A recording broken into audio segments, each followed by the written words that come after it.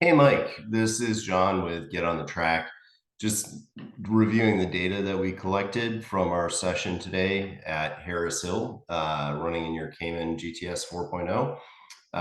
We were running the track clockwise, as you recall, but definitely want to focus on the improvements that we made during the day. You had a first session, we managed a 140, and then following that, second session, you managed a 137. Third session was a 134. And then in that fourth session, I ran the 128 baseline that we did, but you also managed to run a 130 on your own. So really great progress throughout the day. We're looking at a 10-second improvement from what we did in that first session until that final session of the day. So really impressive gains. I hope you're happy with it. I know I was pretty happy to see you put that performance out there. So what I'd like to do is I'd like to take a look at your the difference between the baseline that I set, so that 128 lap time versus your 130.385. If you haven't looked at the data before, we'll take a look at the parameters that I'm pulling in here. I've got the RPM, I've got our steering angle, I've got, and it's relatively small here, I had this kind of skewed a bit, I've got the throttle position and the GPS speed. This final graph here is kind of cool. It is the difference between our lap times over the course of the course. So you can see where I made gains on you and where you made some gains against me. So it's kind of, it'll be fun to take a look at that and see why that happened. Overall, though, I hope you get it was definitely a good day, a good performance. Pretty impressed with how you did out there. RPM, I don't really need to focus too much on that. Speed is actually going to give us a good picture of where things at. The one thing that's interesting, and we'll take a look at this later on, is I was doing a downshift into second gear coming out of turn 10. And honestly, it's kind of questionable whether or not that was worthwhile. One thing that I did take a look at is we pulled the throttle position sensor versus the accelerometer or accelerator position. The two of these, it's interesting, but there's a distinction between the two of those, and I might pull that up later. But what it shows is that I think the traction control was actually impacting what we were, it was impacting our lap times and impacting how much throttle was actually being applied. So I think maybe it's worth trying Sport Plus the next time that we're out there, just to see if it gives us a little bit more freedom with the car. It's going to give us a little bit more slip angle at certain times, so it will allow a little bit more rotation out of the car. But I think it'll be interesting to try. I think you're getting to the point in your development where you can safely test that. It will still keep you from doing a pretty big spin, but it will definitely give you a little bit more slip angle out there. So that said, we're going to start at the natural spot, which is going to be crossing the start finish line and heading into turn one from the front straight. So as we look at that, we can take a look here. I'm going to expand I'm going to minimize the RPM here because, as I said, I don't think we need the RPM too much, not too focused on the steering angle sensor, but the two fields that I would definitely like to see are that throttle position as well as the speed. Anytime that we see an area under the curve here, that's an indication that I'm making time on you. Any place where that flips, to be clear, I am the blue line, you are the red line. Any place that we see that flip, that's actually a point in time where you're making or gaining time on me on the lap. So definitely worth calling out. As you can see, there's more area under the blue line than there is under the red line. What that translates to is I ran a faster lap. That said, let's try to drill down and take a look at why that happened. Bear in mind, if you take a look here, at no point in time during the day were we out in the grass. The GPS does have a little bit of a variance here, so it's not 100% accurate when we lay it over Google Map. But it does kind of give us an idea of the relative position of our lines against each other. What you see here is my turn in into one is probably a little bit sharper than yours. However, if you take a look, right, we're still going at the same speed as we enter that. And then actually, as we start to turn, our speed starts to separate. So I'm carrying more speed through there. Both of us, this is where I have that. I've been telling you to drag the brake or kind of brush the brake. As you can see, I'm brushing the brake for a shorter period of time than you are, and that's allowing me to maintain more speed through turn one. However, even though I do that, you can see my line is closer to that apex, and I'm getting very close to that apex. When we're out on that course, I am totally comfortable if we were hitting those rub strips with the left, the rumble strips with the left wheel, or left wheels, plural. We really want to get close into that apex. As I mentioned at the beginning, that's kind of our safety. That's our safety apex. We really want to get down there. And then if you take a look, even though I cut in a little bit tighter because I'm running faster, I use a little bit more of the course on exit. And we can see that coming through here, right? As we start to shift through, I'm carrying 4 miles an hour more than you are through there. And I continue to carry that all the way up to when we start braking. And you can see our braking is about equal in terms of the steepness of the curve. We're both braking pretty consistently here as we enter into turn two. We see for a brief moment here on the entry to two, you actually are carrying more speed than me. So I give up a little bit more speed than you as we come in, and that happens right about here. What you can see is I'm carrying more of that traditional late apex, which is why I come out a little wider than you do here. That allows me to come across the backside of that apex a little bit more. And then I let the car run out a little bit. Again, I think I mentioned that I felt like you were exaggerating this line a little bit. You were letting the car run a little too far out here. And I think part of that is because you're coming in a little bit shallow here.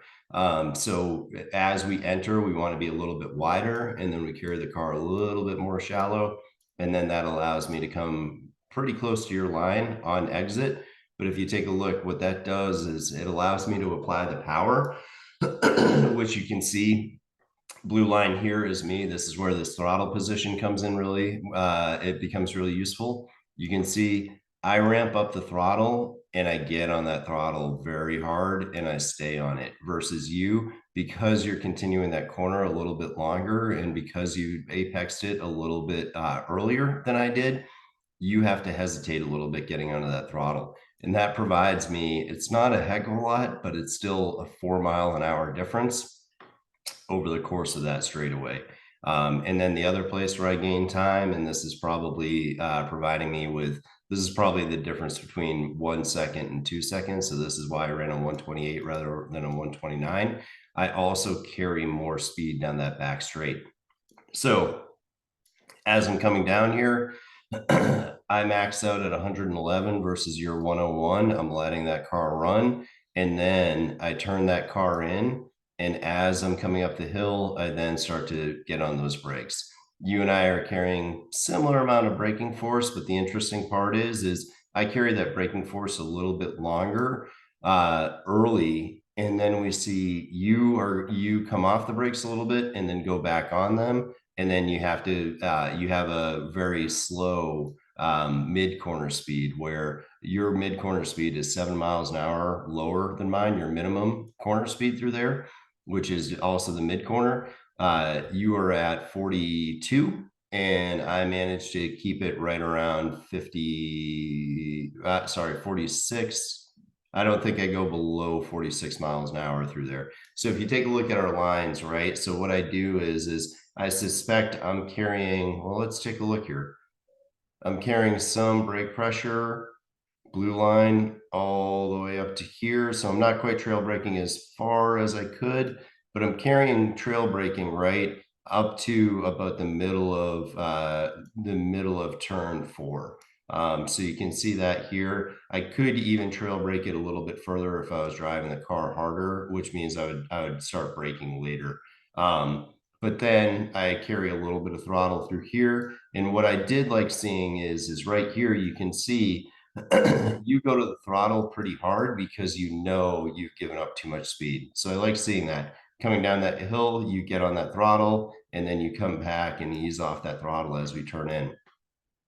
Here we were talking about carrying that, for lack of a better term, the Goldilocks line. We've got to find a slightly better line through here. What I do, if you notice, again, I think this is slightly skewed, but I've got the car on the middle of the right seam that's on the right side of the road. I believe I straddle that with the middle of the car, and that's what's happening here. But then my turn in is a little bit more gradual and a little bit more just it's a little smoother through here versus you're making a sharp turn at the entry and then you kind of dial it down. This is almost more of a traditional late apex. And I believe the reason I get away with this is this corner is somewhat off camber, and the camber, I believe it gets worse as you move outside. So coming in a little bit tighter gets me a little bit more on camber with that corner. I I come through that apex, and then if we take a look here, frankly, our throttle position, I'm going to the throttle a little bit harder, a little bit earlier than you. You can see right here, I'm the red line. Oh no, actually I'm the blue line. So I'm going a little bit later than you. This is very interesting. Okay, hang on. So that's, wow. I wonder why you're backing out of the throttle so much on that lap. So I am the blue line and I go fully on that throttle as I'm moving over and across. And meanwhile, it looks like you're coming out of that throttle quite a bit. So that's definitely something we can work on is carrying confidence, staying in that throttle as we come into the entry of turn 6. I imagine that's a pretty good gap in performance through there, in terms of the way the two of us approach that corner. The interesting part is and I think this is likely traction control kicking in to a certain extent. You can see there's not a big difference in our speeds as we go towards turn 6.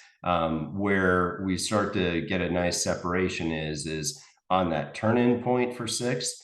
I'm still carrying a fair amount of throttle. I start easing back. I'm at 20% throttle coming through here. So I'm not carrying full throttle there. I think I could.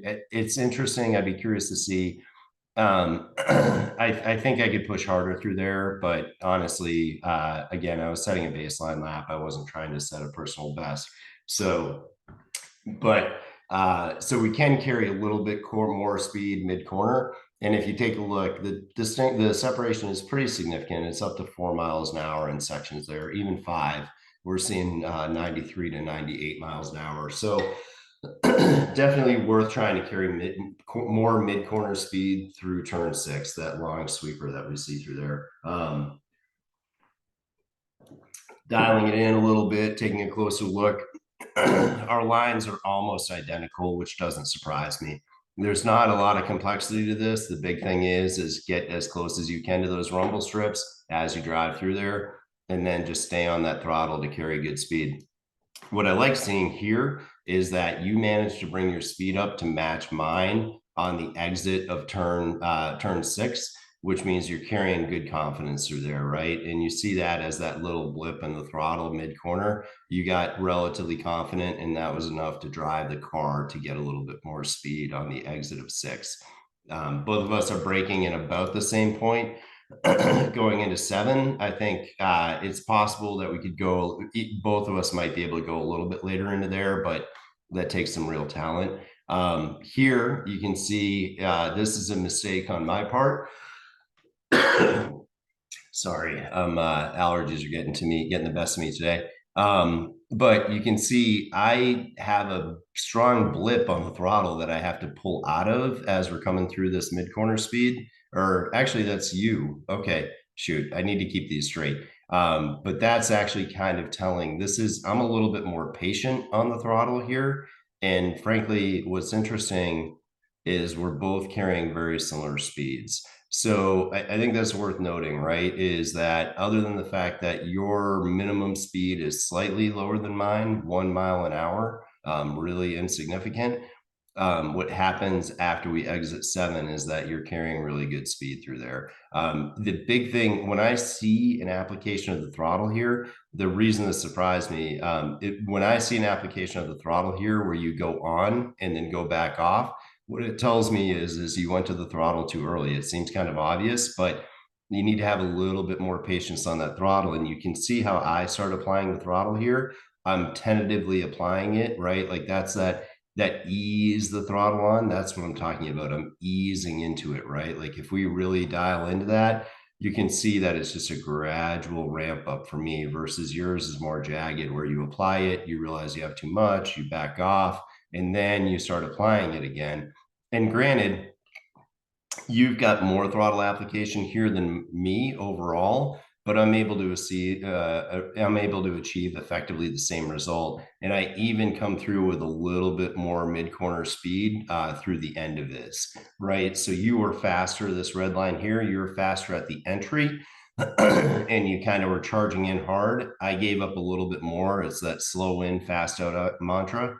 I came in slow and came out a little bit faster than you. And then we see, I mean, the nice thing to see, we see a good match down that straightaway, leading up to 8. And then the difference is, and this boils down to experience, is that I just carry more speed. I have more confidence in the car rotating through 8, so I can carry more mid-corner speed through 8. You see that reflected as an additional 4 miles an hour coming through there. Let's take a quick look here. There is a minor difference in line here. You can see I'm slightly more on the inside versus you're slightly more on the outside. This is kind of, it's a weird corner. You don't have to track out that far. You don't have to drive that far. But what happens, and it's going to happen, it happens right around where this is known as, there's a dam on the other side of this. So this is known as the dam turn. But right where this concrete intersects, the track starts to gain elevation back, and I rely on that to make the car turn. When you have elevation, when the track comes up or rises, it actually helps the car turn better. So I turn the car in here, knowing that I'm not going to be dealing with understeer once I get through the middle part of the corner. And then at that point in time, the car just starts to grip on the front end and it starts to turn in better because of that elevation change that happens in that spot right there. So sorry, as I zoom in here. And so what that allows me to do is it allows me to run that car in a little bit wider of an arc through here. And you can see I actually rely on that, and it allows me to carry, it allows me to come in and hit the line that you are on. I basically get enough front end grip that I can enter it a little bit more shallow and come in and actually take a little bit earlier apex, but still carry a very similar line to you. And I can actually carry more speed through there, right? So we see that 4 mile an hour gap where I'm carrying more speed than you through most of that. And then we just come back together at the track out. That's where our speed matches. And then from there, I've got the confidence to carry more speed through turn 9. If you look, right, like I'm also carrying a little bit more throttle early through turn 9. So we'll work on that next time. It's just carrying more throttle. Here, what I like to see, I'm not going to lie, right, is if we take a look at the difference, you're that red line, you're starting to push that speed coming out through the exit of 9, and you actually see that as a gap between the two of us. So this is one area on the course where you were actually making more time than me. You were making up time on me. So you're carrying 2 miles an hour more through the second part, like after the apex of turn 9. So really cool there. And then we see our braking zones match. We see both of us are dropping speed. What's impressive is coming into 10 in this instance, your mid-corner speed, your minimum speed through that corner was slightly higher than mine. I think I bottomed out at 41, and I know I bottomed out at 40. I saw 40 in there, and I saw you hit 41. So you carried a little bit more speed into that than I did, which is really good. I did sacrifice, and actually, the one thing that's interesting is I ran a slightly later apex than you did. And then it's also worth noting that I downshifted into second, and there may not be value in this. I think we need, like I said, I think it would be worthwhile to run Sport Plus to see what would happen, because I do know traction control was pulling power for me. And so you can see the car starts to accelerate, starts to roll hard, and you can also see the RPMs up at the top. I'm at the 6,700 RPM up to, it looks like I peak out at 7,100, and then I do that upshift, and then you can see we're both carrying pretty similar speeds through here. So it didn't gain me a heck of a lot. It did gain me a little bit though. And as you can see, right, I'm carrying, again, about 4 miles an hour more than you on that, exiting onto that front straight. So hope this was helpful. I hope it covers any questions that you might have, and any questions that you do have, please feel free to ask if there's anything that you want to know here. I think overall, like, really good progress. You're gaining a heck of a lot more speed, and you're getting a heck of a lot more confidence in that car. I think we're really starting to feel what that car can do. I think the big thing is in some of these key sections, we're going to have to work on how do we carry more speed into there, but then get that car slowed down so that we can really carry through on that slow in, fast out mantra. But overall, really, really good job. The other component that we'll work on, right, is, and we were dialing that in during the day, is being smoother and more confident on that throttle application, right? Like, again, we'll drill into just a couple of areas here where you can see here pretty good, but there's a little bit of off on. You see I gradually build it up and get that throttle on, versus you're a little bit more peaky in some of these sections. Specifically, this is a good example here. But I did see there was one spot earlier on that I wanted to focus in on. So going through here, this is, I believe, yeah. So this we can fix with both the line and with finding confidence in that throttle. So if we sacrifice a little bit of speed early on as we get that turn in, again, this is coming into 2 and 3. If we let that car run a little wider earlier on and take a slightly more traditional late apex corner, that's going to allow you to get on that throttle faster, and then we'll see it accelerate coming through here. Anyway, really good session. I hope that you enjoyed getting out there. I hope that this was worthwhile for you.